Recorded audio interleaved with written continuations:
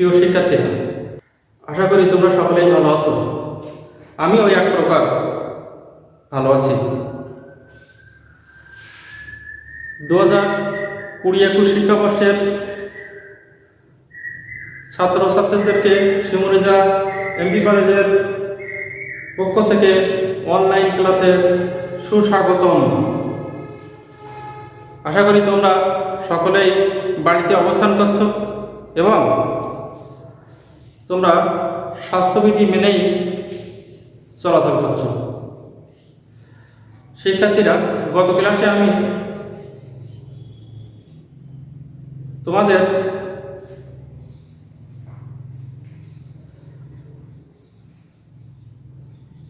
হিসাব বিজ্ঞানের পরিস্থিতি সম্পর্কে আলোচনা করছিলাম। কোথায় কিভাবে এর জন্ম হয়েছিল সেই সম্পর্কে, এর জনককে। তাহলে আমরা আরেকটু জানি যে হিসাব বিজ্ঞানের জনককে। লুকা প্যাসোলি। আবার বলি, হিসাব বিজ্ঞানের জনক হচ্ছে লুকা প্যাসোলি। তিনি ছিলেন ইটালিয়ান নাগরিক। তিনি ছিলেন গণিত শাস্ত্রবিদ ও ধর্মযাজক। তার পিতার নাম ছিল বার্টিলোমিও প্যাসোলি। লুকা প্যাসোলি পেরুগিয়া বিশ্ববিদ্যালয়ে অধ্যাপনা করতেন। তিনি 1494 খ্রিস্টাব্দে একটি বিজ্ঞানসম্মত দ্রুতরূপা দাখিল পদ্ধতি সম্পর্কে গ্রন্থ রচিত করছিল। গ্রন্থটির নাম হলো সুম্মা দি অ্যারিথমেটিকা জিওমেট্রিকা প্রপোর্শনেলিটা।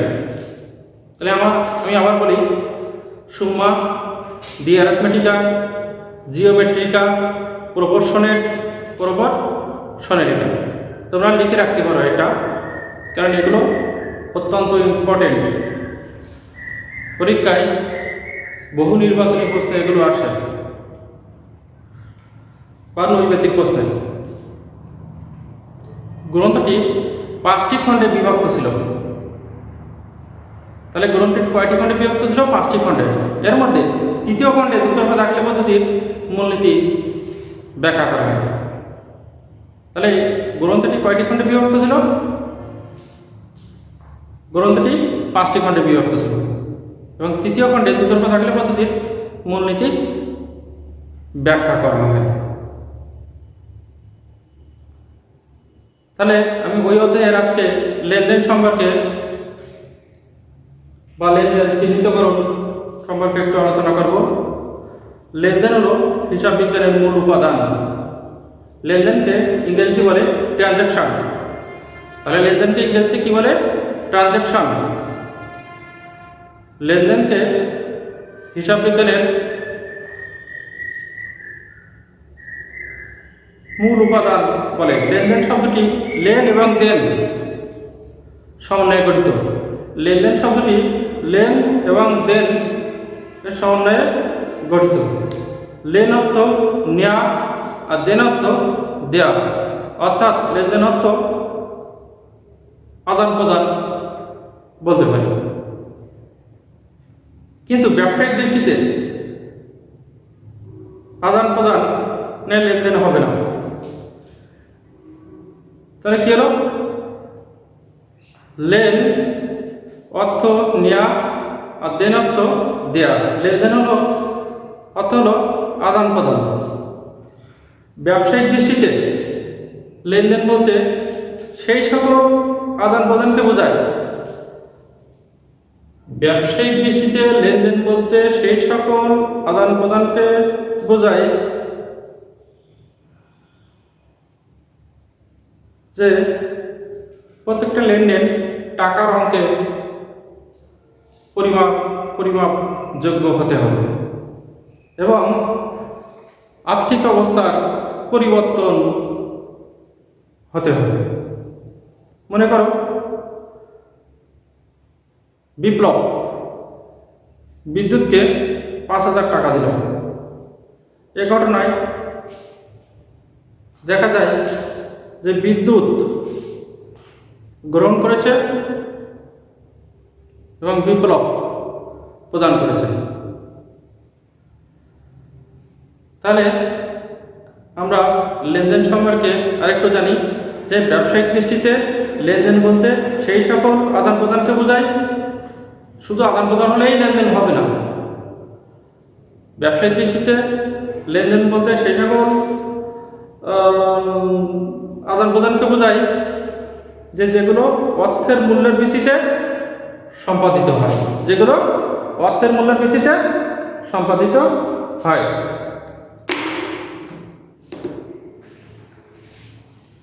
এবার লেনদেন সাধারণত কত প্রকার আমরা সেই সম্পর্কে একটু আলোচনা করব।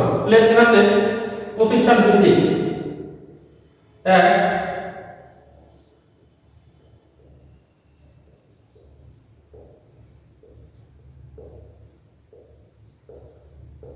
প্রতিষ্ঠান ভিত্তিক, এটা হচ্ছে বৈধ লেনদেন। প্রতিষ্ঠান ভিত্তিক লেনদেন আবার দুই প্রকার, একটা হচ্ছে বৈধ লেনদেন,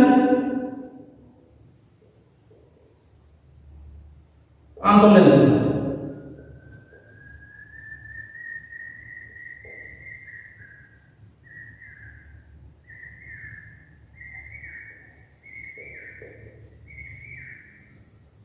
বহির্লেনদেন বলতে বাইরের কোনো প্রতিষ্ঠানের সাথে বা ব্যক্তির সাথে যে লেনদেনগুলো হয় সেটা হচ্ছে বহির্লেনদেন। আর আন্তঃলেনদেন যেটা কারবারের মধ্যেই।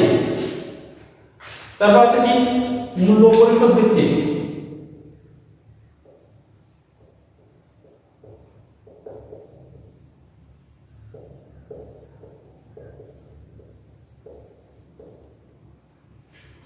এটা আবার তিন প্রকার, সে কি নগদ,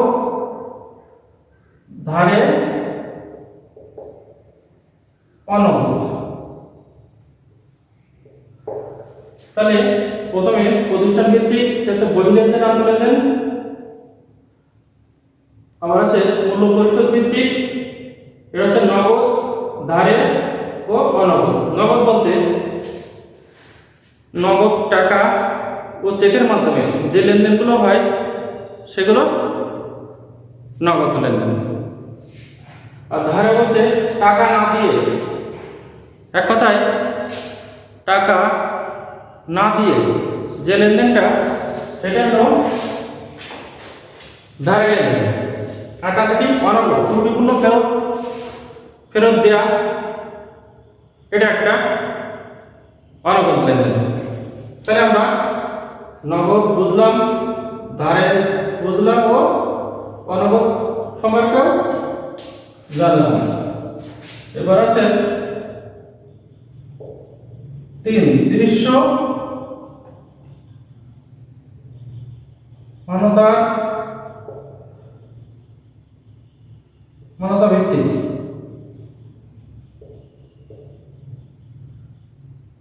এক হচ্ছে দৃশ্যমান,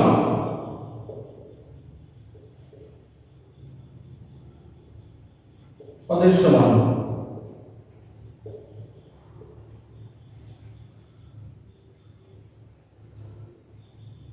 যেগুলো দৃষ্টিগোচর, মানে দৃশ্যমানতার ভিত্তিতে লেনদেন দুই প্রকার, সে কি কি? একটা হলো দৃশ্যমান আর একটা হলো অদৃশ্যমান। যেটা দৃশ্যমান এটা কাকে বলে? যেগুলো দৃষ্টিগোচর বা দেখা যায় সেগুলোকে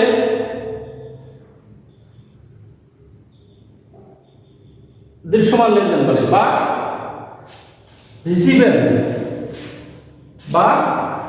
ট্রানজাকশন বলে। তাহলে আমরা দৃশ্যমান লেনদেন কাকে বলে? যেগুলো দৃষ্টিগোচর বা দেখা যায় সেগুলোকে দৃশ্যমান লেনদেন বা ভিজিবল ট্রানজাকশন বলে। সেগুলো কি কি? যেমন আছে কাঁচামাল,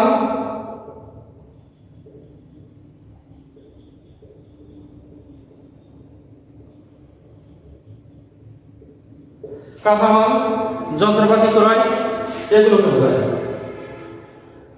আর অদৃশ্যমান যেগুলো দৃষ্টিগোচর নয়, অর্থাৎ দেখা যায় না, সেগুলোকে অদৃশ্যমান লেনদেন বা ইনভিজিবল অদৃশ্যমান লেনদেন বা ইনভিজিবল ট্রানজাকশন বলে। যেমন প্রাথমিক খরচাবলী, অবচয়, শেয়ার বাট্টা এগুলোকে বলে। তাহলে শিক্ষার্থীরা, তোমরা দৃশ্যমানতার ভিত্তিতে লেনদেন দুই প্রকার, একটা হচ্ছে দৃশ্যমান, একটা অদৃশ্যমান, এ সম্পর্কে আমি আলোচনা করলাম। এবার হচ্ছে উদ্দেশ্য ভিত্তিক।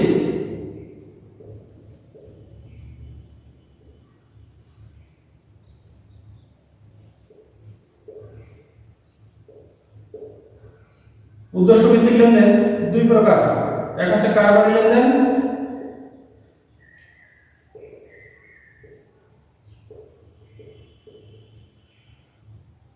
দুই অকারবারি লেনদেন।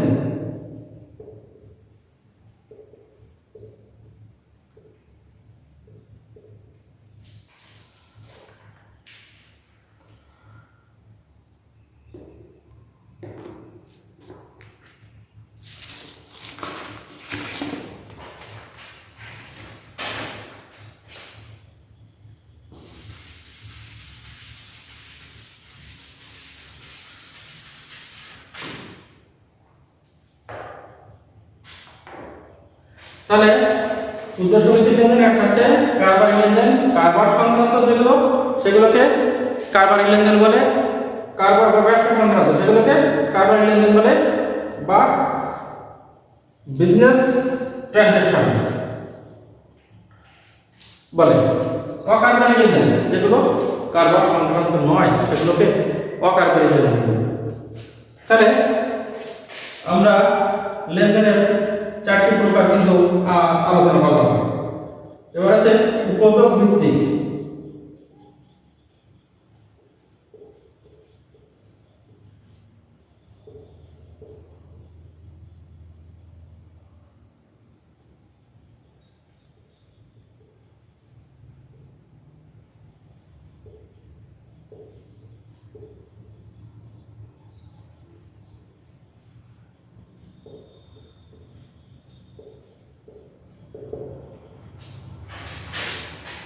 প্রিয় শিক্ষার্থীরা,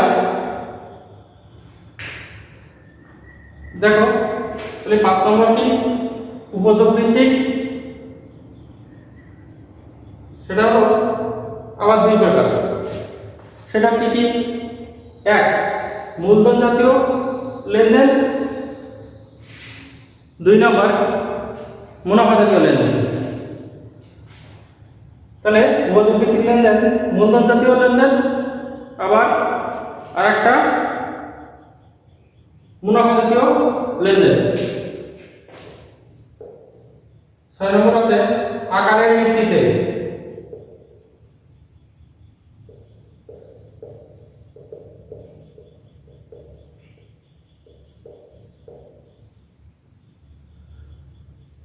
আকারের ভিত্তিতে আছে দ্রব্য, সেবা,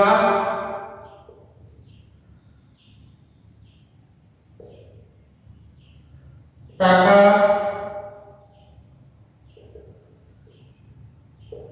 টাকা সংগ্রহের অধিকার।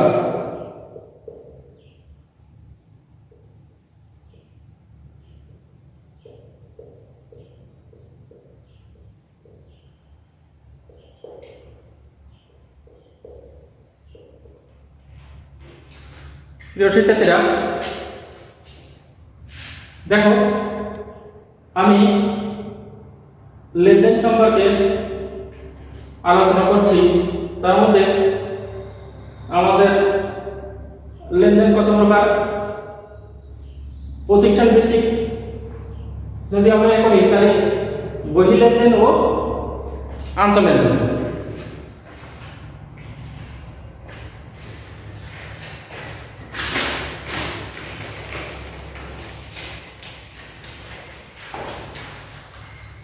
বহি লেনদেন ও আন্তঃলেনদেন। বহি লেনদেন বলতে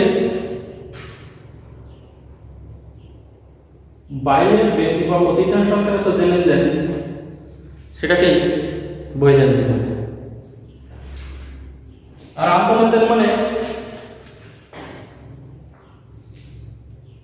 এটা কারবারের মধ্যেই লেনদেন বা ট্রানজাকশন। আর এটা হচ্ছে মূল্য পরিশোধ ভিত্তিক, হচ্ছে নগদ, সেটা আবার তিন প্রকার: নগদ, ধারে ও অনাগত। নগদ বলতে যদি আমরা চেকে বা নগদে লেনদেন করে থাকি সেটাকে বোঝায়। ধারে বলতে টাকা না দিয়ে যে লেনদেন হয় সেটাকে বোঝায়। আর অনগদ লেনদেন ত্রুটি যুক্ত পণ্য ফেরত দিলে সেটাকে বোঝায়। এবার দৃশ্যমানতার ভিত্তিতে, দৃশ্যমানতার ভিত্তিতে দৃশ্যমান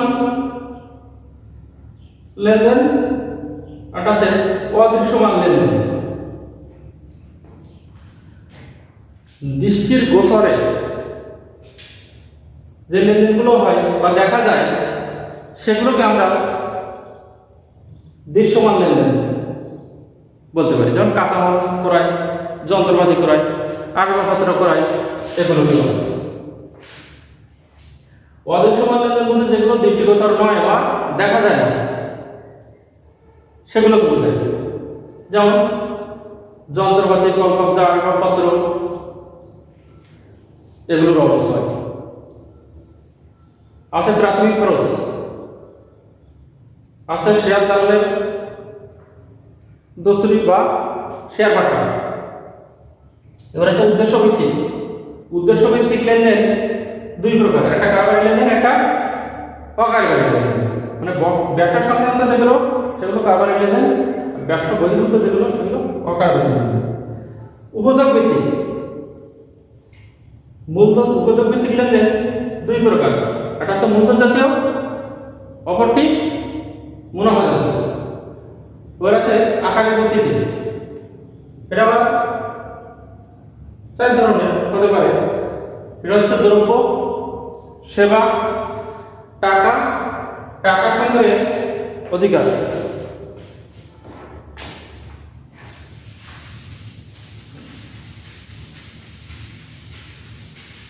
এবার আমি তোমাদের জাবেদা নিয়মাবলী সম্পর্কে একটু আলোচনা করব। তার আগে আমরা জানবো জাবেদা কাকে বলে।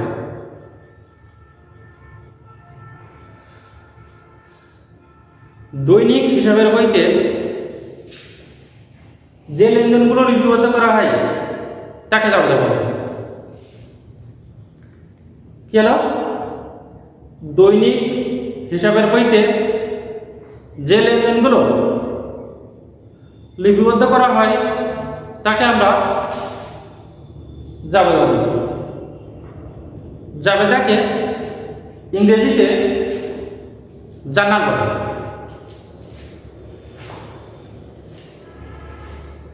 জাবেদা কাকে বলে? দৈনিক হিসাবের বইতে যে সমস্ত লেনদেন লিপিবদ্ধ করা হয় তাকে জাবেদা বলে। জাবেদাকে ইংরেজিতে জার্নাল বলে। জাবেদাকে আবার প্রাথমিক বই, সহকারী বই, দৈনিক বই, হিসাবের খসড়া বইও বলা হয়ে থাকে।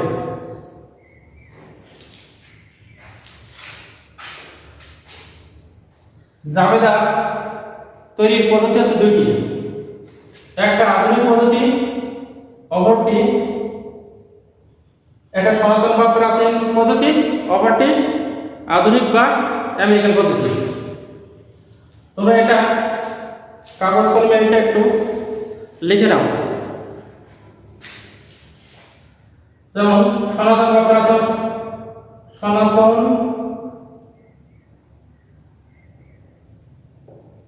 বা প্রাচীন পদ্ধতি।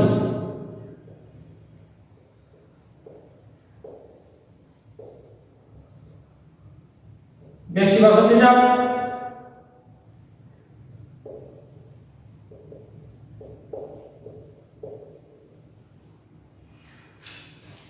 সম্পত্তিবাচক হিসাব,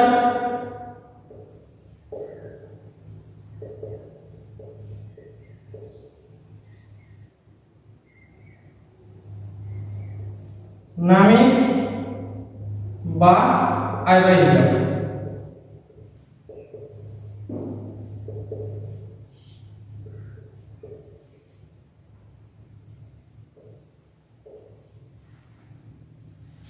তাহলে সনাতন বা প্রাচীন পদ্ধতিতে তিনটে হিসাবের মাধ্যমে জানতে করা হয়। সেটা হচ্ছে ব্যক্তিবাচক হিসাব, সম্পত্তিবাচক হিসাব, নামিক হিসাব বা আয়ব্যয় হিসাব। এখন ব্যক্তিবাচক হিসাবে কিভাবে করা হয়? কোনো ব্যক্তি বা প্রতিষ্ঠান যদি গ্রহণ করে তাহলে ডেবিট, যদি প্রদান করে তাহলে ক্রেডিট। যদি কোনো ব্যক্তি বা প্রতিষ্ঠান গ্রহণ করলে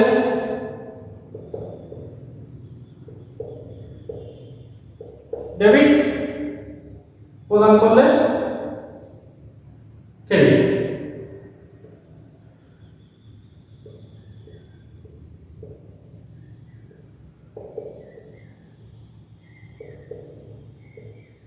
ডেবিট ক্রেডিট হলো দাতা গ্রহীত না হিসাবের দুটি পক্ষ, যেটা আমি এর আগে বলছিলাম।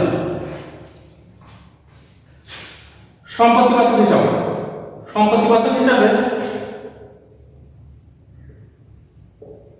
সম্পত্তি বৃদ্ধি পেলে ডেবিট,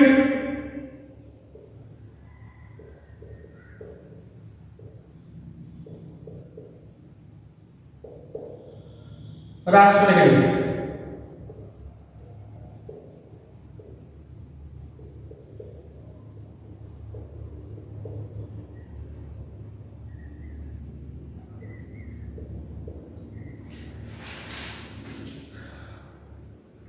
তাহলে ব্যক্তিবাচক হিসাবে কোনো ব্যক্তি বা প্রতিষ্ঠান কোনো কিছু গ্রহণ করলে ডেবিট, প্রদান করলে ক্রেডিট।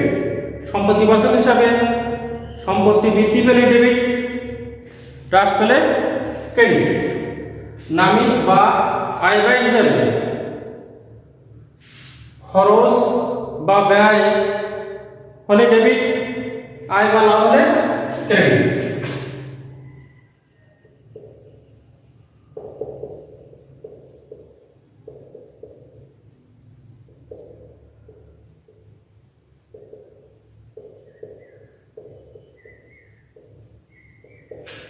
তাহলে আমরা সনাতন পদ্ধতি তিনটি হিসাবের মাধ্যমে করা হয়। তোমরা এটা লিখে নাও: ব্যক্তিবাচক হিসাব, সম্পত্তিবাচক হিসাব, নামিক হিসাব বা আয়ব্যয় হিসাব। ব্যক্তিবাচক হিসাবে কোনো কিছু গ্রহণ করলে ডেবিট, প্রদান করলে ক্রেডিট। সম্পত্তিবাচক হিসাবে সম্পদ বৃদ্ধি পেলে ডেবিট, হ্রাস পেলে ক্রেডিট। নামিক হিসাবে খরচ বা ব্যয় বৃদ্ধি পেলে ডেবিট, আয় বৃদ্ধি পেলে ক্রেডিট। আমরা এখানে উদাহরণস্বরূপ আমরা দিতে পারি বোঝার সুবিধার্থে। যেমন জনতা ব্যাংকে হিসাব করা হলো,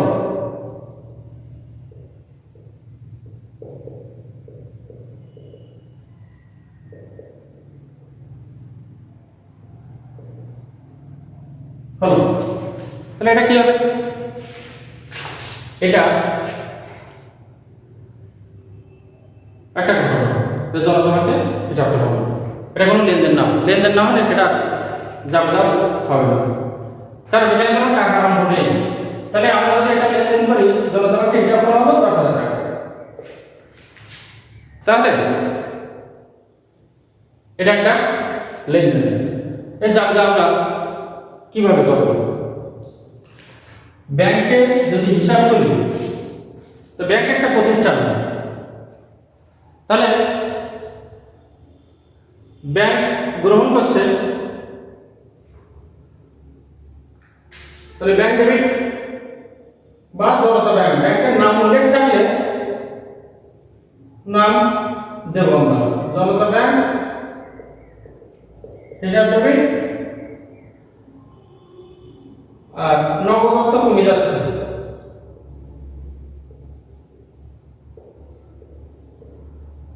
এটা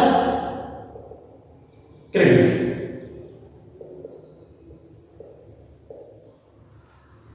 তো দেখো সম্পত্তি বাচক হিসাব একটা উদাহরণ যদি আমরা দিই বোঝার সুবিধার্থে, যারা আসবাবপত্র ক্রয় করা হলো,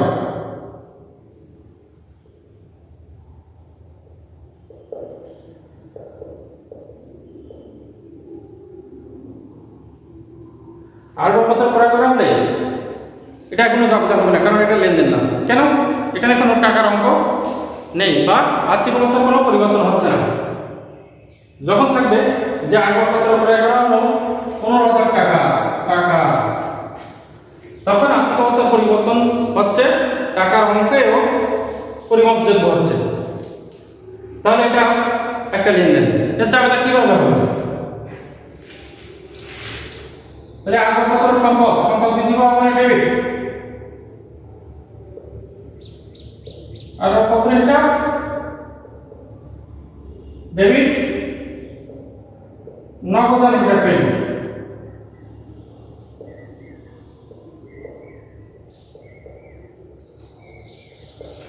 শিক্ষার্থীরা আশা করি তোমরা বুঝতে পারছো। তাহলে আমরা এই দুইটা হিসাবে দুইটা উদাহরণ দিলাম। যেমন আসবাবপত্র ক্রয় হলে আসবাবপত্র ডেবিট, নগদান হিসাব ক্রেডিট। আসবাবপত্রের একটা সম্পদ বৃদ্ধি পেলে ডেবিট, আর নগদ টাকা কমে যাচ্ছে, সম্পদ কমে যাচ্ছে, তাহলে সম্পদ ক্রেডিট হবে, মানে নগদান ক্রেডিট হবে। এবার দেখো ব্যয় নামের হিসাব বা আয় ব্যয় হিসাব, খরচ বৃদ্ধি পেলে ডেবিট, যেমন বেতন দেওয়া হলো,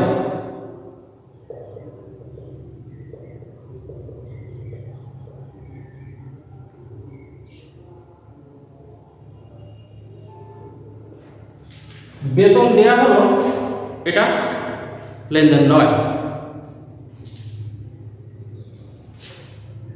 তাহলে কেন লেনদেন নয়? এখানে কোনো টাকা অঙ্ক নাই বা আর্থিক অবস্থার কোনো পরিবর্তন হচ্ছে না। তাহলে বেতন দেওয়া হলো যে 2,000 টাকা, তাহলে এখানে টাকার অঙ্ক আছে বা আর্থিক অবস্থার পরিবর্তন হচ্ছে। তাহলে বেতনের একটা খরচ, এখানে বলা আছে খরচ বৃদ্ধি ডেবিট, তাহলে বেতন ডেবিট।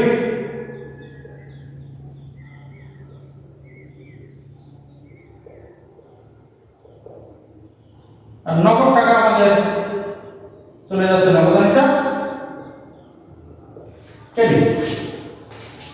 তাহলে বেতন দেওয়া হলো 2,000 টাকা, বেতন হিসাব ডেবিট আর নগদান হিসাব ক্রেডিট।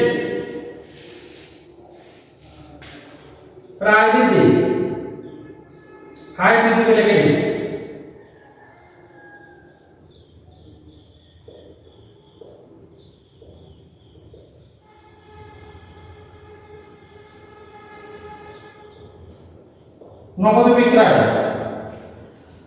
নগদ বিক্রয় এখানে কোনো টাকা নেই, তাহলে এটা লেনদেন নয়।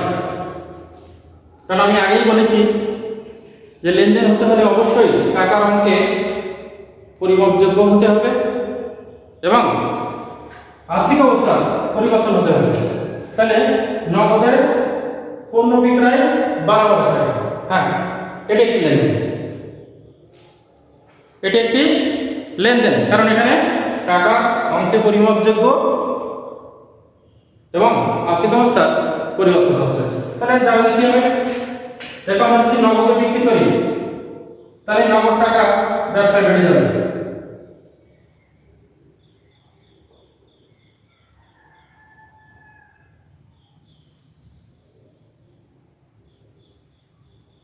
আর আয় বেড়ে যাচ্ছে, তাহলে বিক্রয় হিসাব ক্রেডিট। একটু খেয়াল করো এই জায়গাটা খরচ বৃদ্ধি হওয়ার কারণে তাই বেতন ডেবিট আর নগদান হিসাব ক্রেডিট, এখানে আয় বৃদ্ধি পাচ্ছে, আয় বৃদ্ধি পেলে ক্রেডিট। দেখো খরচ আর আয় দুটো কিন্তু একই ধরনের না, দুটো বিপরীত। এখন খরচ বাড়লে যদি ডেবিট হয় তাহলে আয় বাড়লে তো ডেবিট হবে না, কি হবে বলো? আয় বাড়লে ক্রেডিট হবে। তাহলে নগদ বিক্রয়, নগদ যখন বিক্রি করেছি তখন আমাদের ব্যবসায় নগদ টাকা বেড়ে গেছে, তাহলে নগদের হিসাব ডেবিট। আর আয় বেড়ে যাচ্ছে, আয় বৃদ্ধি পেলে ক্রেডিট হবে, সেটা আমরা এখান থেকে জেনেছি যে আয় বৃদ্ধি ক্রেডিট। তো শিক্ষার্থীরা, আশা করি তোমরা সকলেই বুঝতে পারছো।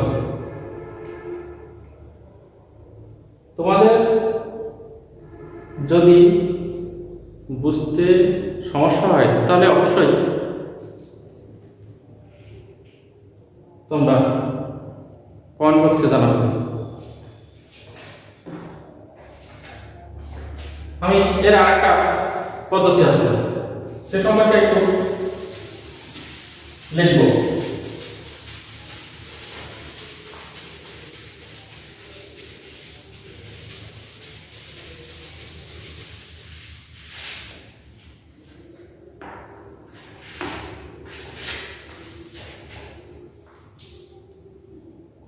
আধুনিক পদ্ধতি,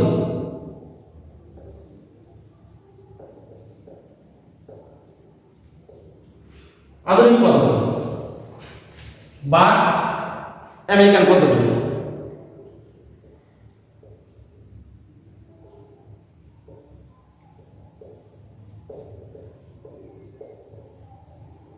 সম্পত্তি হিসাব,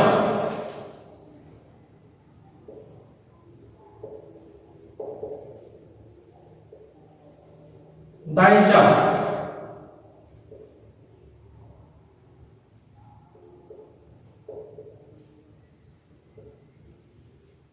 ব্যয় হিসাব,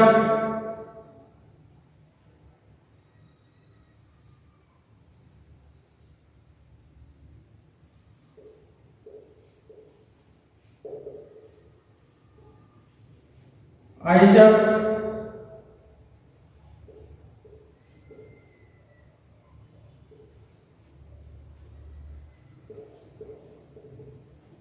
উত্তোলন হিসাব,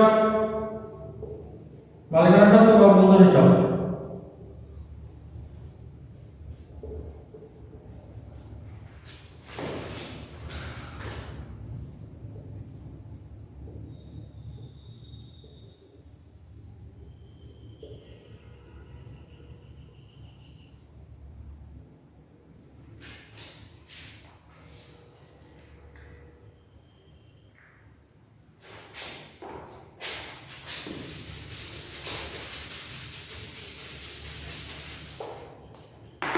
তাহলে আধুনিক পদ্ধতি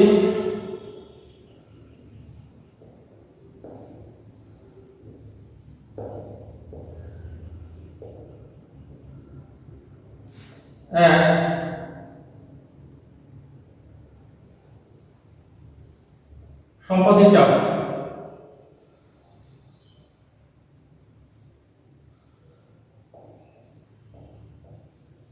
দায় হিসাব,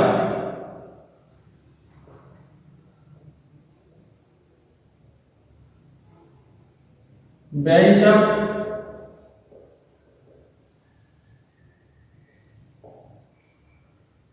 আয় হিসাব,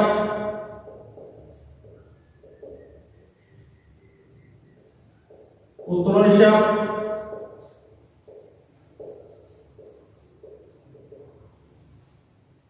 মূলধন বা মালিকানা সত্ত্ব হিসাব।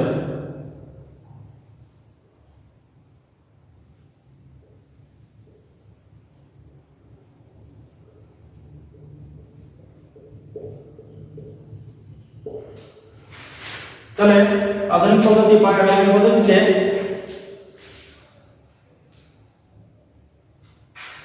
সম্পদ হিসাব,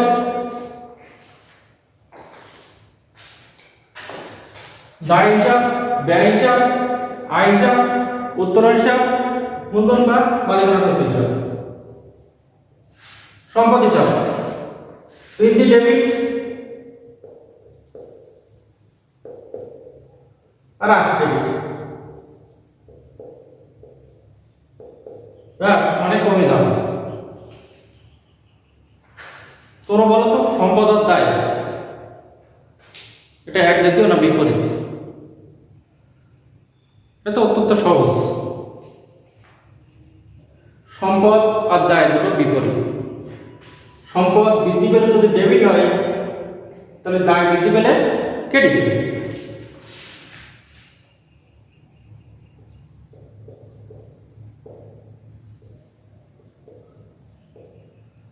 আর হ্রাস পেলে ডেবিট হয়। এগুলো লিখে নাও। ব্যাংক হিসাব, ব্যয় বৃদ্ধি ডেবিট,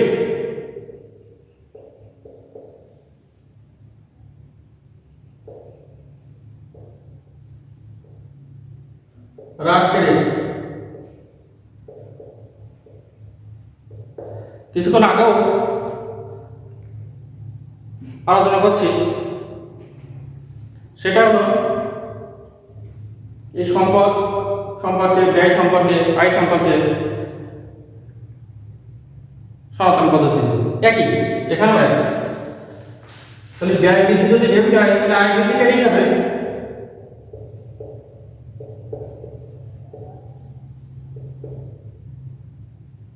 তাহলে আয় হ্রাস ডেবিট হবে।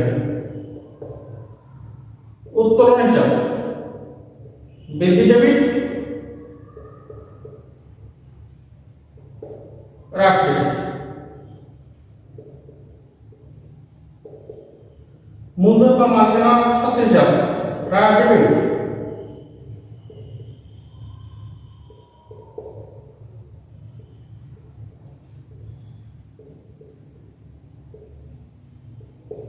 বৃদ্ধি ক্রেডিট। প্রিয় শিক্ষার্থীরা, ক্লাসের একবার শেষ প্রান্ত।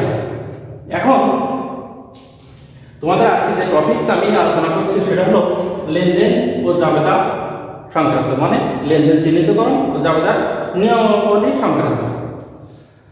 এখন আমরা লেনদেন সম্পর্কে আলোচনা করছি, লেনদেনের প্রকার, তাকে কত প্রকার সেটাও আলোচনা করছি।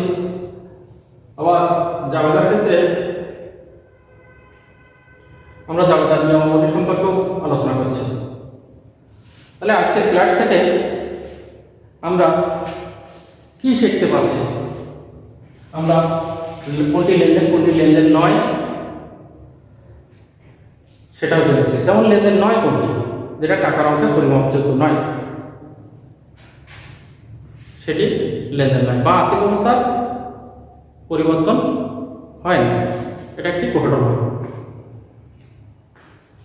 যেমন কর্মচারীর বেতন দেওয়া হয়, এখন কত বেতন দেওয়া হলো সেটা বলা হয়, অর্থাৎ এটি লেনদেন নয়। কিন্তু যদি এমন থাকে যে কর্মচারীর বেতন দেওয়া হলো 2000 টাকা, সেক্ষেত্রে এটি একটি লেনদেন, টাকার অঙ্কে পরিমাপযোগ্য এবং আর্থিক অবস্থার পরিবর্তন হয়েছে। তাহলে আমরা শিখলাম লেনদেন চিহ্নিতকরণ সম্পর্কে, আবার জাবেদার নিয়মাবলী সম্পর্কে। তোমরা এগুলো বাসায় সুন্দরভাবে দেখবে এবং তোমরা অবশ্যই স্বাস্থ্যবিধি মেনে চলবে। তোমরা রুটিন অনুযায়ী প্রত্যেকটি ক্লাস করবে, তা নাহলে কিন্তু তোমরা অনেক পিছিয়ে পড়বে। তাহলে তোমরা সকলেই ভালো থাকো, তোমাদের সকলের সুস্বাস্থ্য কামনা করে আমি শেষ করছি। সকলকে ধন্যবাদ।